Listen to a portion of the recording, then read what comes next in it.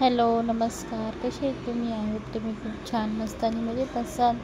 तर हा व्हिडिओ आहे आम्ही ऑपरेशनला जायच्या दिवशी काढलेला. योगेशला मी झोपेतून उठवलं, म्हटलं आम्ही गेलं तरी पण नंतर रडेल. पण योगेश खूप समजदार आहे, खूप म्हणजे खूप.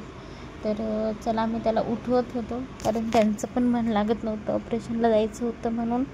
तर त्याला उठवलं, म्हणजे तसा तो झोपीत नव्हता, हाताने बोलत होता. तर मग जाता जाता परत तो उठला. थोडा वेळ म्हणत होता, मम्मा तुम्ही जा, माझ्या अंगावरचं घेऊन जा, म्हणजे तुला भीती नाही वाटणार.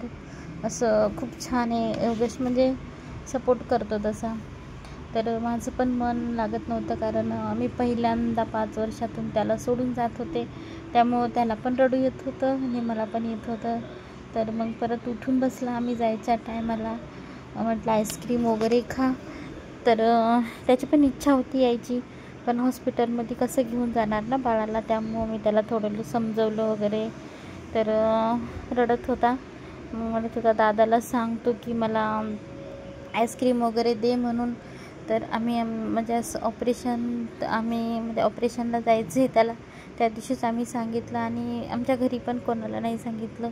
आमचे निर्णय आम्हीच घेतले, कारण सपोर्ट असेल तरच आपण दुसऱ्याला सांगू शकतो ना. आमच्या सासरी पण सपोर्ट नाही आहे. आता आपल्या मुलाचं ऑपरेशन म्हणलं तर येतात ना त्यांचे आईवडील, तर ते नाही म्हणले. त्यामुळं मग आम्ही दोघांनीच निर्णय घेतला की चला म्हटलं जाऊन ऑपरेशन करायचं. काय सुखात आपल्याला बघावं लागतं. सुखात सगळे असतात पण दुःखात कोण नसतं. तर ठीक आहे बोले, चल. मग आम्ही दोघांनीच ठरवलं चला. सासूबाईला 2दा फोन केला, येतं का, तर त्या नाही म्हणल्या तर हे म्हणले जाऊ दे. तर तसं आमच्या दुःखात बी येत नाहीत आणि सुखात पण येत नाहीत सासरचे, आणि माहेरच्यांना कशाला सांगायचं ना. त्यामुळं आम्ही नाही सांगला. आम्ही दोघांनीच निर्णय घेतला.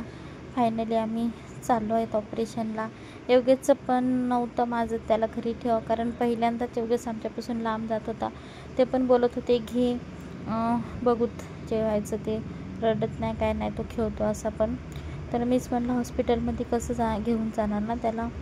तर आम्ही पोहोचलो हॉस्पिटलमध्ये, पूर्ण प्रोसिजर वगैरे केली ऑपरेशनची. मन लागत नव्हतं माझं की ऑपरेशन, म्हणजे त्यांना पण थोडीशी भीती वाटत होती ऑपरेशनची. तर म्हटलं जाऊ दे, आता करायचंच आहे ना ऑपरेशन, आणि ऑपरेशन चांगल्यासाठीच होतं असं त्यांना मी थोडंसं समजावून दिलं. करतोय ऑपरेशन तर चांगल्यासाठीच करतोय ना. तर होती त्यांच्या मनामध्ये खूप दुःख होती की ऑपरेशन कसं होईल, काय होईल. तर तुम्ही टेन्शन घेऊ नका, बोला ऑपरेशन हे आपलं चांगलं होण्यासाठीच करतो आहे आपण, तर चांगलंच होणार ना. तर फायनली त्यांना नेलं ऑपरेशनला. नेल्याच्या नंतर ऑपरेशन थिएटरसमोर खूप म्हणजे असे दुसरे पण ऑपरेशन झालेले होते, तर मी साईडलाच बसले, कारण मी एकटीच होते ना त्यामुळं. तर त्यांचा नंबर होता, ऑपरेशनला नेलं. तर ऑपरेशन करून आणून म्हणजे असं झोपवलं त्यांनीच बेडवरती. तर त्यांना अख्खा दिवस म्हणजे असं झोपूनच होते, त्यांना काय होश वगैरे नव्हता. तर जाऊ द्या, आपले निर्णय आपल्याला घ्यावे लागतात, आणि दुःखात सुखात ज्यांनी साथ दिली त्यांना पण आपण साथ द्यायची. आपल्याला ज्यांनी साथ नाही दिली तर आपण पण नाही द्यायची. तर थँक्यू तुम्ही सगळ्यांनी विचारलं त्याबद्दल.